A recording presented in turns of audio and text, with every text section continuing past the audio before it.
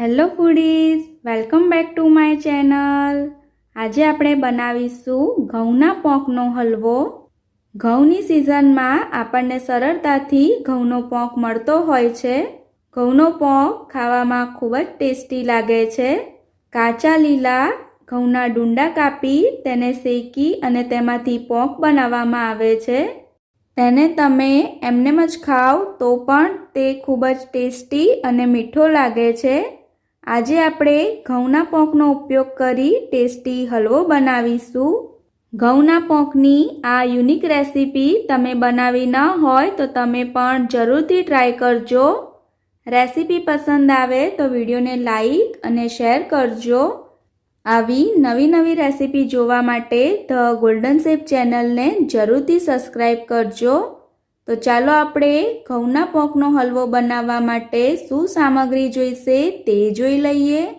ઘઉંનો પોંક, દૂધ, બેસનના બદલે તમે અહીંયા ચણાના લોટનો ઉપયોગ પણ કરી શકો છો।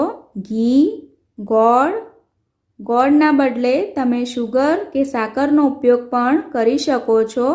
ડ્રાયફ્રૂટ તમે તમારી પસંદ મુજબના એડ કરી શકો છો। ઇલાયચી પાવડર અને કોપરાનું છીણ। તો ચાલો આપણે ઘઉંના પોંકનો હલવો કેવી રીતે બનાવાય તે જોઈ લઈએ। સૌપ્રથમ જે ઘઉંનો પોંક છે તેને આપણે મિક્સર જારમાં એડ કરીશું। અહીં આપણે 1 કપ જેટલો ઘઉંનો પોંક લીધો છે। તેને આપણે દરદરો પીસી લઈશું। આ ઉપરાંત પીસતી વખતે એ બાબતનું ધ્યાન રાખવું કે તમારે એક ધાર્યું જ તેને નથી પીસવાનું। થોડીવાર પીસ્યા બાદ તેને બંધ કરી ફરીથી પીસવાનું। જો તમે તેને એક ધાર્યું પીસશો તો તેમાં જે હીટ ઉત્પન્ન થશે તેના કારણે તેનું લોટ જેવું થઈ જશે। તેથી તમારે તેને એક ધાર્યું નથી પીસવાનું। આ રીતનું તમારે તેને દરદરું જ પીસવાનું છે, એકદમ તેનો પાવડર નથી કરી દેવાનો। તેને આપણે એક બાઉલમાં લઈ લઈશું। એક કઢાઈમાં 1/4 કપ જેટલું ઘી એડ કરીશું। અહીં આપણે શરૂઆતમાં 1/4 કપ જેટલું જ એડ કરીશું, પછીથી જરૂર જણાય તો આપણે બીજું ઘી એડ કરીશું। ઘી ગરમ થાય એટલે આપણે ડ્રાયફ્રૂટના ટુકડા છે તે એડ કરીશું। તેને આપણે શેકી લઈશું। 2 મિનિટ બાદ તેને આપણે એક પ્લેટમાં લઈ લઈશું। આ રીતે ડ્રાયફ્રૂટને ઘીમાં શેકીને લેવાથી તેનો ટેસ્ટ ખૂબ જ સરસ આવે છે।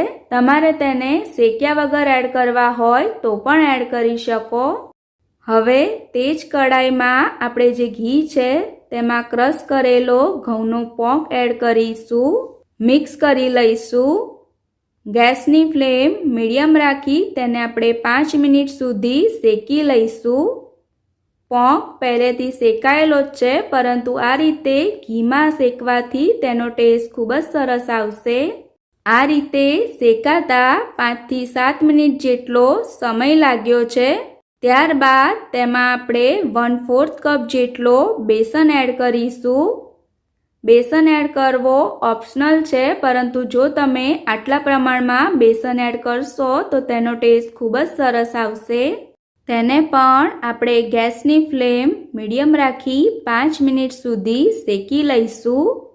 બેસન શેકાશે એટલે તેમાંથી ખૂબ જ સરસ સુગંધ આવશે। બેસન પણ સરસ શેકાઈ ગયો છે। તેમાં આપણે 2.5 કપ જેટલું દૂધ એડ કરીશું। અહીં તમારે અડધું દૂધ અને અડધું પાણી એડ કરવું હોય તો પણ એડ કરી શકો। મિક્સ કરી લઈશું। આ ઉપરાંત તમે અહીં મલાઈને પણ એડ કરી શકો છો। તેને આપણે શેકી લઈશું। વચ્ચે તમારે તેને હલાવતા રહેવું, જેથી મિશ્રણ છે તે તળિયે ચોંટી ન જાય। તમે જોઈ શકો છો મિશ્રણ સરસ શેકાઈ ગયું છે। તેમાં આપણે 1/2 કપ જેટલો ગોળ એડ કરીશું। તમારે અહીં શુગર અથવા તો સાકર એડ કરવી હોય તો પણ એડ કરી શકો। મિક્સ કરી લઈશું। તમારે જે મુજબની સ્વીટનેસ રાખવી હોય તે મુજબ ગોળ એડ કરવો। 2 મિનિટ શેક્યા બાદ તેમાં આપણે 1/4 કપ જેટલું ઘી એડ કરીશું। અહીં ટોટલ આપણે 1/2 કપ જેટલું ઘી એડ કર્યું છે। મિક્સ કરી લઈશું। આ રીતે લાસ્ટમાં ઘી એડ કરવાથી તેનો ટેસ્ટ ખૂબ જ સરસ આવશે। તમારી પાસે જો મેઝરિંગ કપ ન હોય તો તમે કોઈ પણ વાટકીનું માપ લઈ શકો છો। જો તમે કોઈ વાડકીથી માપ લેતા હોવ તો 1 વાડકી જેટલો ઘઉંનો પોંક લો, તેની સામે અડધી વાડકી જેટલું ઘી અને અડધી વાડકી જેટલો ગોળ લેવાનો, ચોથા ભાગની વાડકી જેટલો બેસન અને અડધી વાડકી જેટલું દૂધ એડ કરવાનું। તેમાં આપણે ફ્રાય કરેલા ડ્રાયફ્રૂટ એડ કરીશું। અહીં 3 ટેબલસ્પૂન જેટલા આપણે ડ્રાયફ્રૂટ લીધા છે। તમે ડ્રાયફ્રૂટનું પ્રમાણ તમારી પસંદગી મુજબ વધારે ઓછું કરી શકો છો। તમારે ડ્રાયફ્રૂટ એડ કર્યા વગર બનાવવું હોય તો પણ બનાવી શકાય। 1 ટેબલસ્પૂન જેટલો ઇલાયચી પાવડર એડ કરીશું। 2 ટેબલસ્પૂન જેટલું કોપરાનું છીણ એડ કરીશું। અહીં મેં જે સૂકું કોપરું આવે છે તેને છીણીને લીધું છે। તેના બદલે તમે જે રેડીમેડ કોપરાનું છીણ મળતું હોય છે તેનો ઉપયોગ પણ કરી શકો। કોપરાનું છીણ એડ કરવું ઓપ્શનલ છે, તમે તેને સ્કીપ પણ કરી શકો। તમારે અહીં શેકેલા સિંગદાણાનો પાવડર એડ કરવો હોય તો પણ એડ કરી શકાય। મિક્સ કરતા જઈ ઘી છૂટું પડે ત્યાં સુધી તેને આપણે શેકી લઈશું। આપણો ઘઉંના પોંકનો હલવો રેડી થઈ ગયો છે। તમે જોઈ શકો છો તેમાંથી ઘી પણ સરસ છૂટું પડવા લાગ્યું છે। હવે આપણે ગેસ ઓફ કરી દઈશું।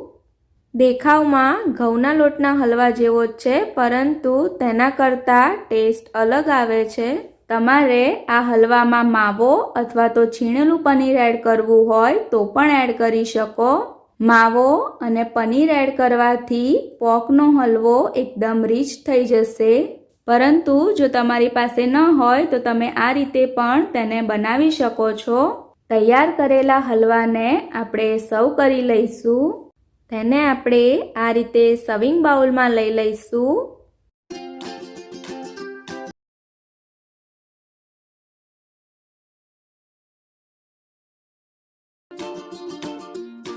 ડ્રાયફ્રૂટની સ્લાઇસથી તેને આપણે ગાર્નિશ કરીશું।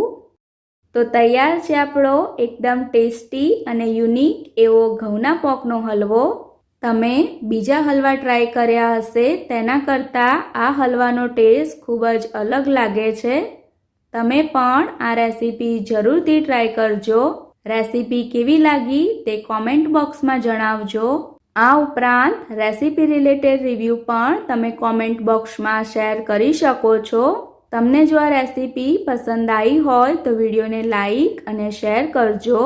આવી નવી રેસીપી જોવા માટે ધ ગોલ્ડન શેફ ચેનલને જરૂરથી સબસ્ક્રાઈબ કરજો તથા સબસ્ક્રાઈબ બટનની સાથે રહેલા બેલ આઇકોનને પણ જરૂરથી પ્રેસ કરજો, જેથી કોઈ નવો વિડીયો આવે તો તેનું નોટિફિકેશન સૌપ્રથમ તમને મળે।